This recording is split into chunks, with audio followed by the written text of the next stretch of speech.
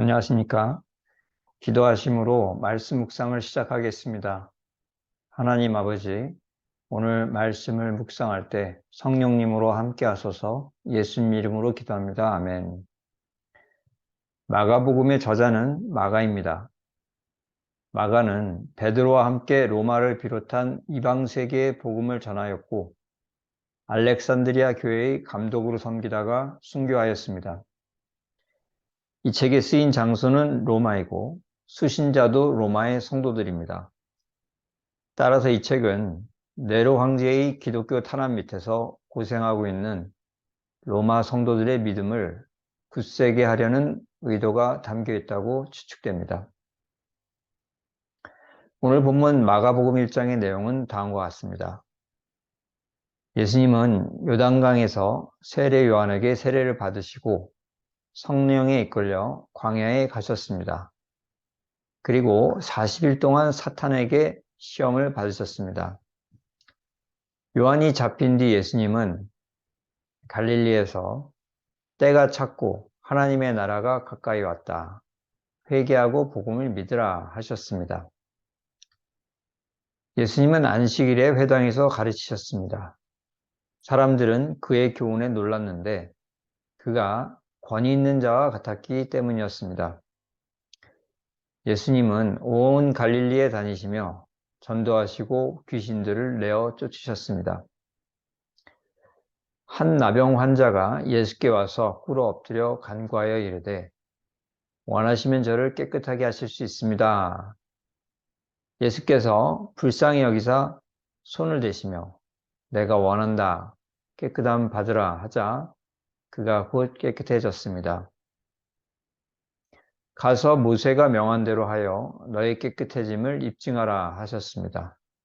본문에 대해 세 가지를 묵상하겠습니다. 첫 번째 본문에서 무엇을 볼 수가 있습니까?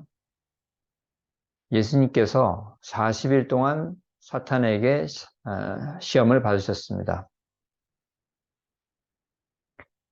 왜 이 시험을 받으셨습니까?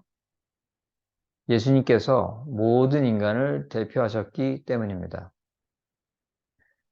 모든 학생들은 상급 학교로 진학하기 위해서 시험을 봐야 합니다.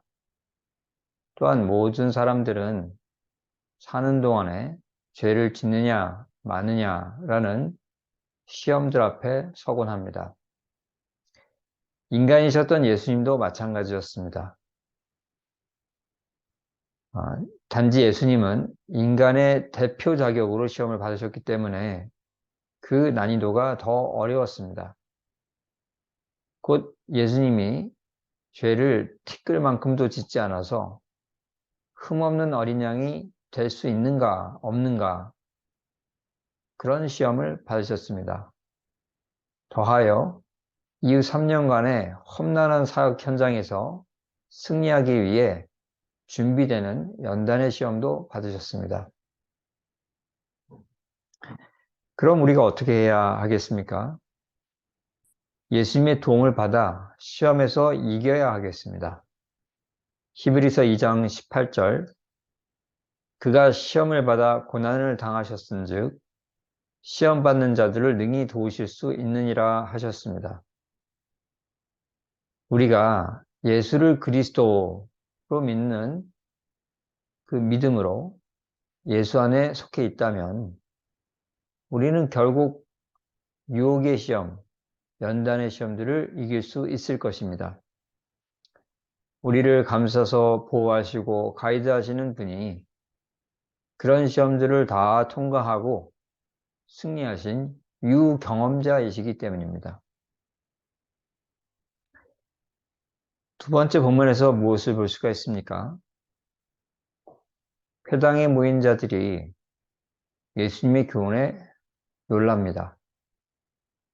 여기서 놀라다의 원어적 의미는 너그를 잃을 만큼 감동을 받았다는 것입니다. 너그를 잃을 만큼 감동을 받다. 그들이 놀라서 한동안 넋을 잃었던 모습을 보였습니다. 왜 이렇게 놀랐던 것입니까? 예수께서 성경을 제대로 해석했기 때문입니다.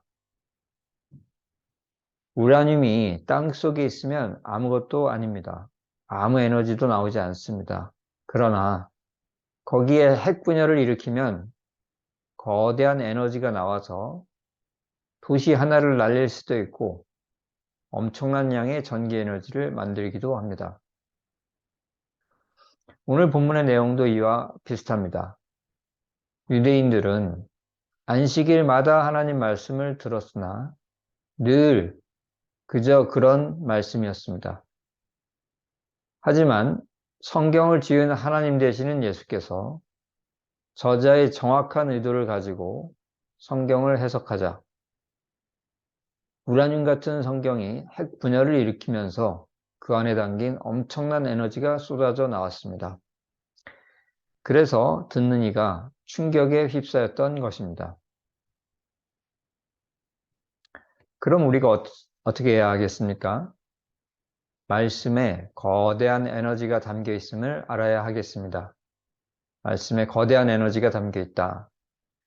이사야 55장 1에서 2절 오호라 너희 모든 목마른 자들아 물로 나아오라 돈 없는 자도 오라 너희는 와서 사 먹되 돈 없이 값 없이 와서 포도주와 젖을 사라 너희가 어찌하여 양식이 아닌 것을 위하여 은을 달아주며 배부르게 하지 못할 것을 위하여 수고하느냐 내게 듣고 들을지어다 그리하면 너희가 좋은 것을 먹으며 너희 자신들이 기름진 것으로 즐거움을 얻으리라 하였습니다. 우리는 말씀을 그저 그런 말씀으로 두지 말고 성령 하나님의 도우심으로 바르게 해석하여 그 안에 담긴 강력한 에너지들이 튀어나오게 해야 하겠습니다. 세 번째 본문에서 무엇을 볼 수가 있습니까? 예수님이 나병 환자를 만지시고 치료해 주셨습니다. 무엇을 깨닫게 됩니까? 율법만으로는 부족합니다. 율법만으로는 부족하다.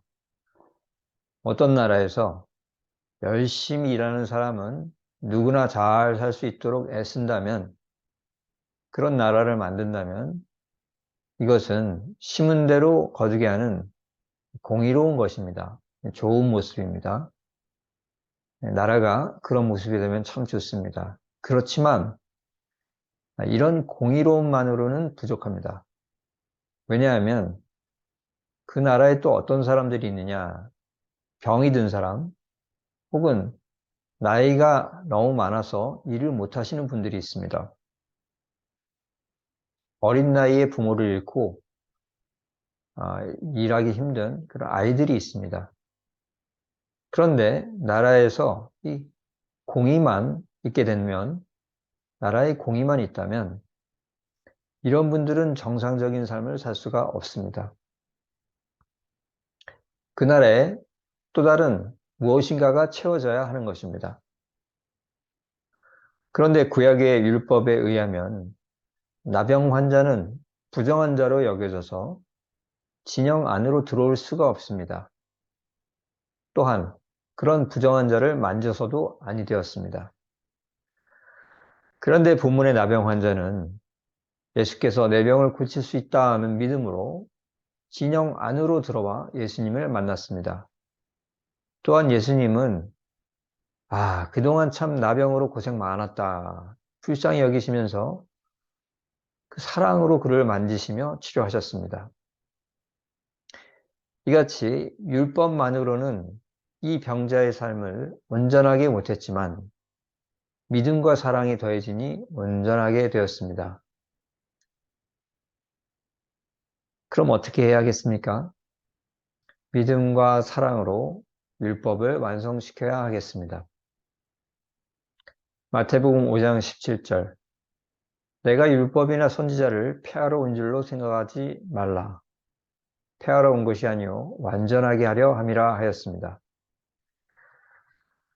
예수님은 무엇이 죄인지 무엇이 죄가 아닌지 알게 하는 율법을 무시하지 않으셨습니다. 그러나 그것만으로는 인간이 온전해질 수 없음을 아시고 믿음과 사랑을 더하셔서 율법을 완성하셨습니다.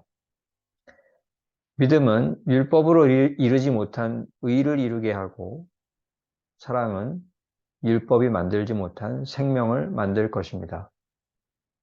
말씀을 정리합니다. 첫째로, 예수님의 도움을 받아 시험을 이겨야 하겠습니다. 둘째로, 말씀에 거대한 에너지가 담겨 있음을 알아야 하겠습니다. 셋째로, 믿음과 사랑으로 율법을 완성시켜야 하겠습니다.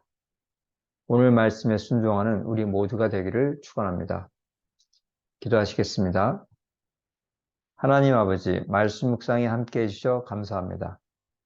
우리가 오늘 묵상한 말씀에 순종하게 성령님으로 인도하셔서 예수님 이름으로 기도합니다. 아멘. 감사합니다.